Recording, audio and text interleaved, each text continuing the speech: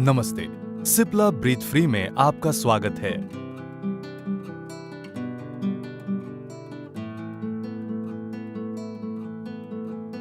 नमस्ते, अब हम आपको ये दिखाएंगे कि आप अपने नेबुलाइजर का सही ढंग से प्रयोग कैसे करें। नेबुलाइजर एक ऐसा यंत्र है जो तरल औषधि को बाष्प में बदल देता है, जिसे मरीज श्वास द्वारा ग्रहण करता है।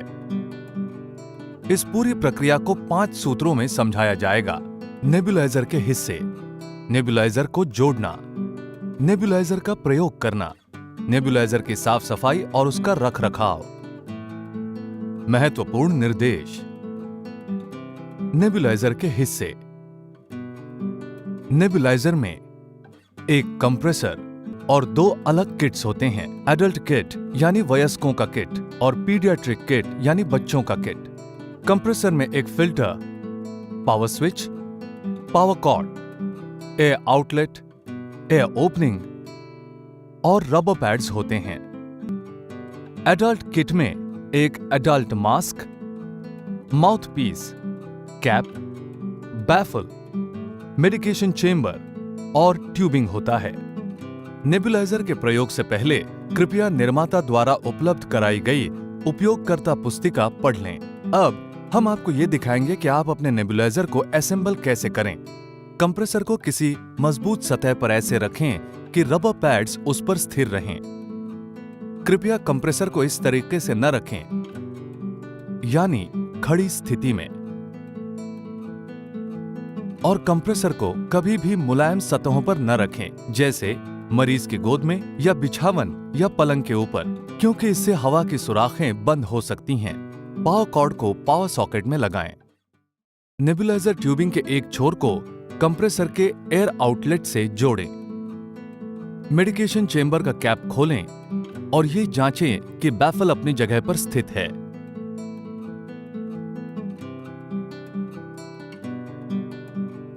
रेस्प्यूल को प्रकाश संरक्षित पाउच से निकालें। रेस्प्यूल एक प्रयोग के लिए तैयार एम्प्यूल है जिसमें दवा रहती है। रेस्प्यूल को खोलने के लिए उसे ऐंठें और तरल औषधि को मेडिकेशन चेंबर में उंडेलें।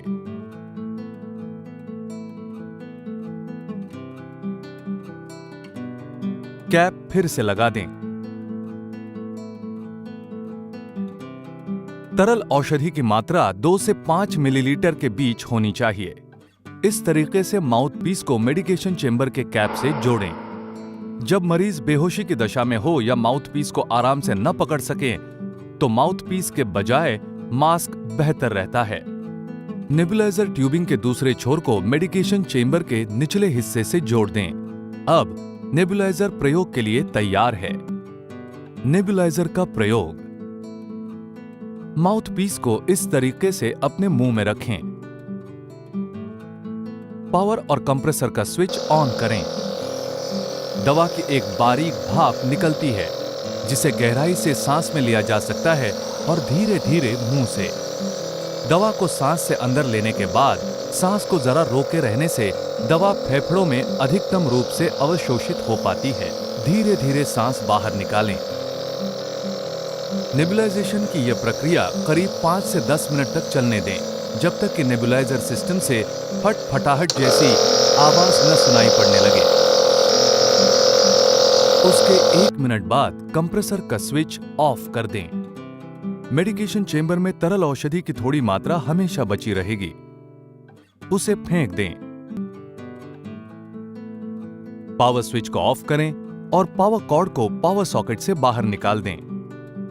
नेबुलाइजर की साफ सफाई और उसका रखरखाव। संक्रमण की संभावित जोखिम से बचने के लिए प्रत्येक प्रयोग के बाद नेबुलाइजर की साफ सफाई की जानी चाहिए।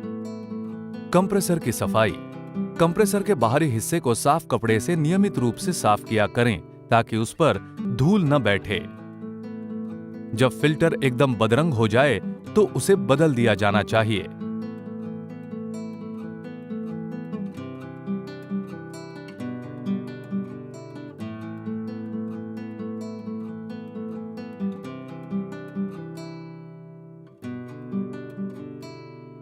नेबुलाइजर किट को साफ करना।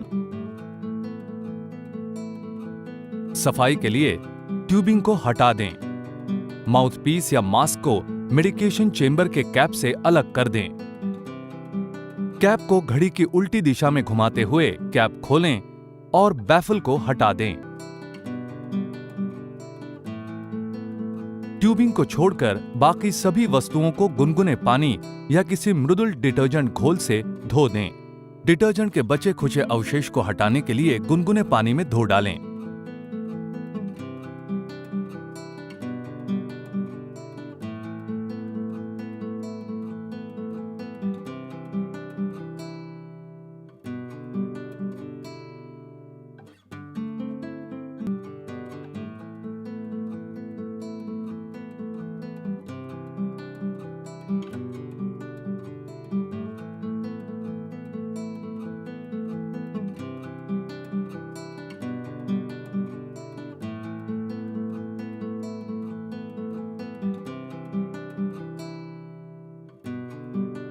हवा में सूख जाने दें।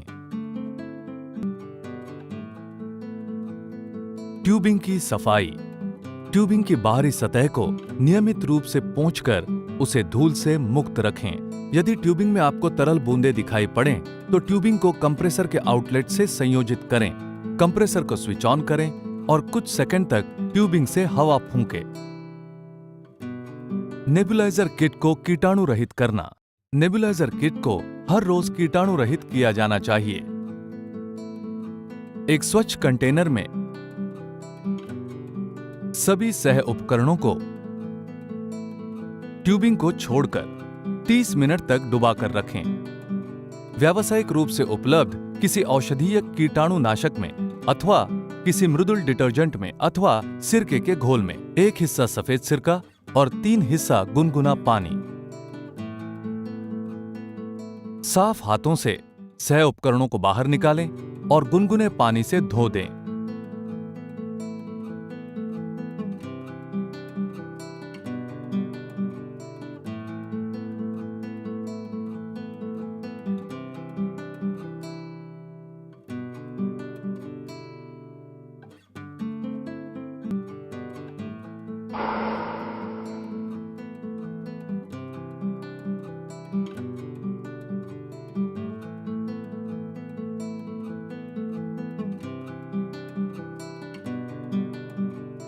उसके बाद हवा में सूखने दें।